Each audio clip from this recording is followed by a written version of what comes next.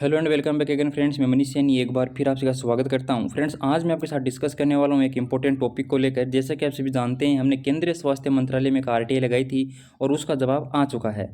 तो यहाँ पर अपन डिस्कस करने वाले हैं कि जो सीआईबी की जो 5वीं मीटिंग हुई थी उसमें क्या डिसीजन लिए गए हैं, क्या 2 साल का एक्सपीरियंस जोड़ा गया है, क्या 80-20 को लेकर कोई बात हुई है और नया इसमें क्या जोड़ा गया है। तो फ्रेंड्स, आप वीडियो को ज़्यादा से ज़्यादा शेयर जरूर करें ताकि हर किसी तक ये जानकारी पहुँच सके और कईयों की जो कन्फ्यूज़न है वो दूर हो सके।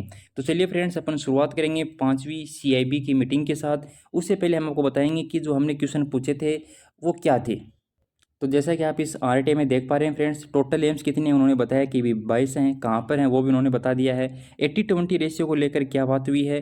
और जो 10 नंबर का क्वेश्चन था फ्रेंड्स, हम यहाँ पर आपको अभी दिखा देते हैं कि जो 5वीं सीआईबी की मीटिंग हुई थी उसमें कोई डिसीजन लिया गया है क्या 2 साल का experience BSc nursing pass out के लिए। तो इसका भी जवाब आया है। तो चलिए अपन डिस्कस कर लेते हैं। वन बाय वन आपको एक्सप्लेन करने वाले हैं। कोई भी आपके अगर कन्फ्यूज़न हो तो आप हमें कमेंट के द्वारा भी पूछ सकते हैं, लेकिन वीडियो को आप शेयर करना ना भूलें फ्रेंड्स और चैनल को सब्सक्राइब जरूर कर लें। तो फ्रेंड्स, शुरुआत करेंगे, लेकिन सबसे और जो इम्पोर्टेंट क्वेश्चन है 3 आपके, उनके ऊपर सबसे पहले डिस्कस अपन करेंगे। पहला तो यह है कि 2 साल का एक्सपीरियंस जोड़ा गया है क्या।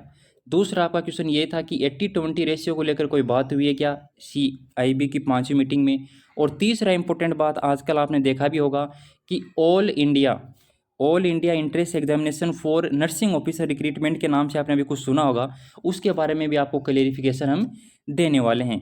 तो चलिए फ्रेंड्स, शुरू करते हैं सबसे पहले आपके पहले क्वेश्चंस के साथ कि यहाँ पर 2 साल का एक्सपीरियंस जोड़ा गया है कि नहीं जोड़ा गया है। उससे पहले एक बार थोड़ा सा आप ये देख लें कि किन किन ने यहाँ पर पार्टिसिपेट किया था। तो अपने जो पहले के जो केंद्रीय स्वास्थ्य मंत्री थे डॉक्टर हर्षवर्धन, वो यहाँ पर प्रेसिडेंट थे। इसके अलावा जो भी यहाँ पर मेंबर थे फ्रेंड्स, सभी पार्लियामेंट के मेंबर थे।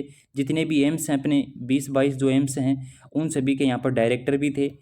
तो ये आप देख सकते हैं, मंगलागिरी के, भुवनेश्वर के, ऋषिकेश के, इन्होंने सभी ने इसमें पार्टिसिपेट किया है और कुछ इन्होंने डिसीजन लिए हैं। तो क्या डिसीजन लिए हैं? पहला डिसीजन मैं आपको बताने वाला हूँ फ्रेंड्स कि 2 साल का एक्सपीरियंस जो BSc nursing pass out candidate है उनके लिए जोड़ा गया है कि नहीं जोड़ा गया। तो फ्रेंड्स, इसका आंसर आया है नो। यहाँ पर बीएससी नर्सिंग पास आउट के लिए कोई एक्सपीरियंस नहीं जोड़ा गया है। केवल जीएनएम जो कैंडिडेट है उनके लिए वो 2 साल का एक्सपीरियंस जैसा था वैसा ही रखा गया है। उसमें भी यहाँ पर टाइम नहीं बढ़ाया गया है कि 2 से 3 कर दिया या 4 कर दिया। तो आपका जो एक्सपीरियंस वाला क्वेश्चन था वो खत्म हुआ। दूसरा क्वेश्चन आपका बहुत बड़ा था फ्रेंड्स कि 80-20 रेशियो को लेकर इस मीटिंग में क्या बात हुई है। तो फ्रेंड्स, मैं आपको सीधा और सरल और स्पष्ट बता दूं कि 80-20 को लेकर सीआईबी की 5वीं मीटिंग में कोई बात नहीं हुई है। कुछ कह रहे थे कि बात हुई है, कुछ कह रहे थे कि भाई ज़्यादातर जो मेंबर हैं वो इसको हटाने के पक्ष में हैं, 50-50 के करने के पक्ष में हैं।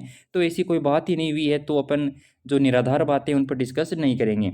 इसके अलावा फ्रेंड्स, मैं आपको एक इंपॉर्टेंट बात बता दूं कि 80-20 को लेकर बात क्यों नहीं हुई। वो इसलिए नहीं हुई फ्रेंड्स, आप सभी जानते हैं जो मामले कोर्ट में होते हैं उनके ऊपर बंद कमरों में डिस्कशन नहीं हुआ करता है। तो अभी क्या चल रहा है, जो कोर्ट में केस चल रहा है। और अब सबसे बड़ी अपडेट हमने आपको पहले भी दे दी थी कि भाई जो हरीश कुमार काजला जी और जो जोधाराम जाट भाई हैं वो दोनों आपस में मिलकर अब केस लड़ेंगे, क्योंकि एम्स है फ्रेंड्स वो उनका साथ नहीं दे रहा है। कोर्ट में जब सुनवाई हो रही है तो साथ में जा नहीं रहा है, वगैरह वगैरह कुछ बातें हैं। इसके अलावा जो तीसरा आपका सबसे बड़ा जो क्वेश्चन था कि ऑल इंडिया में अब नर्सिंग ऑफिसर की भर्ती के लिए एक ही एग्ज़ाम होगा कि नहीं होगा, तो बिल्कुल उस पर भी अपन डिस्कस कर लेते हैं। लेकिन फ्रेंड्स, उसके ऊपर डिस्कस करेंगे उससे पहले हम आपको बता दें कि जो ये आइटम नंबर अपन सीआईबी का 415 जो डिस्कस करेंगे, ऑल इंडिया कॉमन एलिजिबिलिटी जो एग्जामिनेशन है उसके लिए चौथी जो सीआईबी की मीटिंग हुई थी उसमें भी प्रपोजल रखा गया था और 5 में भी ये रखा गया था। तो फ्रेंड्स, जैसा कि आप सभी जानते हैं, अगर ये एग्जामिनेशन होता है, हम ऐसा क्यों बोल रहे हैं कि अगर होता है, तो फ्रेंड्स क्योंकि कुछ 3 से 4 केंद्रीय हॉस्पिटल्स ऐसे हैं जो केंद्र सरकार के अंडर में आते हैं, सेंट्रल गवर्नमेंट हॉस्पिटल ऐसे हैं जो इसमें अपनी सहमति नहीं जता रहे हैं। वो कह रहे हैं कि हम अपना खुद ही कंडक्ट करवा लेंगे। तो उनको मनाने में भी सरकार लगी हुई है, केंद्रीय स्वास्थ्य मंत्रालय भी लगा हुआ है। जैसे ही डिसीजन फाइनल हो जाता है, लेकिन लगभग फ्रेंड्स आप ये मान लीजिए 95 जो % है, आप मान के चल सकते हैं कि यहाँ पर हरी झंडी मिल चुकी है। 10 से 15 दिनों में ये जैसे ही डिसीजन फाइनल हो जाएगा, आरटीआई का जवाब आ जाएगा। हमने पहले लगा रखी है, जैसे ही ये डिसीजन फाइनल होता है इसका जवाब भी आ जाएगा कि भाई all India common eligibility examination for nursing officer के लिए होने वाला कि नहीं होने वाला है। लेकिन 90% होने वाला फ्रेंड्स, इसीलिए यहाँ पर एम्स है वो भर्ती कराने में इस बार लेट कर रहा है। भर्ती कराने के पीछे रीज़न ये नहीं है कि फ्रेंड्स अभी जो पहले नोट सेट हुई थी उसकी ज्वाइनिंग नहीं मिली है, ज्वाइनिंग का कुछ लेना देना नहीं है फ्रेंड्स, आपको बता दें। वो इसलिए नहीं होता है क्योंकि आपने जब भी नोटिफिकेशन कोई पढ़ा होगा तब उसमें देखा होगा कि वैकेंसी कभी भी बढ़ाई और कभी भी घटाई जा सकती हैं। तो यहाँ पर जो ज्वाइनिंग से रिलेटेड जो वहाँ पर कुछ बता रहे हैं तो वैसा कुछ नहीं है। इसके अलावा फ्रेंड्स यहाँ पर आपको बता दें कि जो भी अगर ऑल इंडिया लेवल पर अगर ये एग्ज़ाम होता है नर्सिंग ऑफिसर का, तो यहाँ पर जो भर्ती आने वाली है वो 5,000 से 8,000 या हो सकता है इससे ज़्यादा भी आए, क्योंकि बहुत सारे केंद्रीय हॉस्पिटल ऐसे हैं जहाँ पर अभी काफ़ी सीटें वैकेंट चल रही हैं। उसके बारे में हमने अलग अलग जो सेंट्रल गवर्नमेंट के हॉस्पिटल हैं वहाँ पर आरटीआई लगा दी है 5-6 के अंदर, वहाँ से जवाब आने ही वाला है। इसके अलावा फ्रेंड्स अपन डिस्कस करेंगे, 3 टॉपिक पर डिस्कस हो चुका है, चौथा और पाँचवा हमने यही कहा था कि 10 टॉपिक टोटल CIB की मीटिंग में हुए थे, उसमें से 21 टॉपिक पर डिस्कस किया गया था, 5 अपने काम के हैं, 3 पर अपन बातें कर चुके हैं।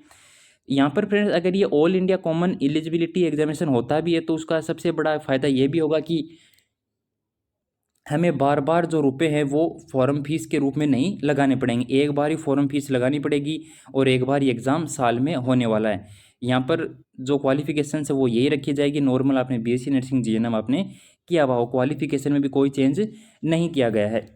इसके अलावा फ्रेंड्स यहाँ पर कुछ और जो टॉपिक्स हैं उन पर भी डिस्कस हुआ है कि भाई जो कैंडिडेट यहाँ पर